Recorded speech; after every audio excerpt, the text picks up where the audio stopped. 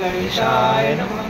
ॐ देवराजसेव्यमानपावनान्द्रिपङ्कजं यज्ञसूत्रबिन्दुशेखरं कृपाकरं नारदानि योगिवृन्दवन्दितं दिगम्बरं काशिकापुरादिनाथकालभैरवं भजे भानुकोटिभास्करं भवानि तारकं परं नीलकण्ठमिस्थितार्थदायकं त्रिलोचनं कालकालमक्षमक्षशूरमक्षरं काशिकापुरादिनाथकालभैरवं भजे शूलटङ्कपाशदण्डपाणिमानितारणं रामकायमादिदेवमक्षरं निरामयं भीमविक्रमं प्रभु विचित्रताण्डवं प्रियं काशिकापुरादिनाथकालभैरवं भजे मुक्तिदायकं पशस्त्रचारविग्रहं भक्तवत्सलं स्थितं समस्तलोकविग्रहं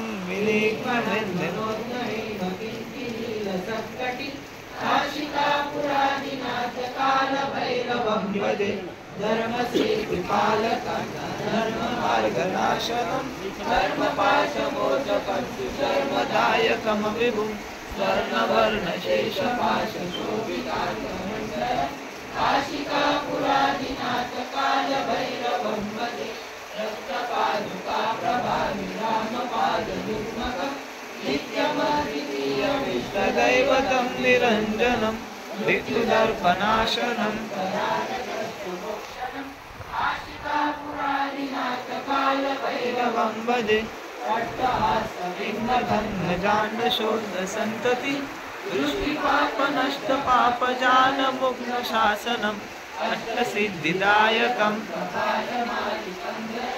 काशिकापुरादिनाथकालभैरवं भजे नायकं विशालकीर्तिदायकं काशीवासलोकपुण्यपापशोभतं विभुं नीतिमार्गकोविदं पुरातनं जगत्पति काशिकापुरादिनाथकालभैरवं भजे कालभैरवाष्टकं पठन्ति ये मनोहरं ज्ञानमुक्तिसाधनं विचित्रपुण्यवर्धनं शोकमोहदैन्यलोभशोकतापनाशनं ते प्रयान्ति कालभैरवं निसन्निधिं इति श्रीमच्छङ्कराचार्यविरचितं कालभैरवाष्टकं सम्पूर्णं। श्री स्वामी समर्थ गुरुमावली चरणार्पणमस्तु।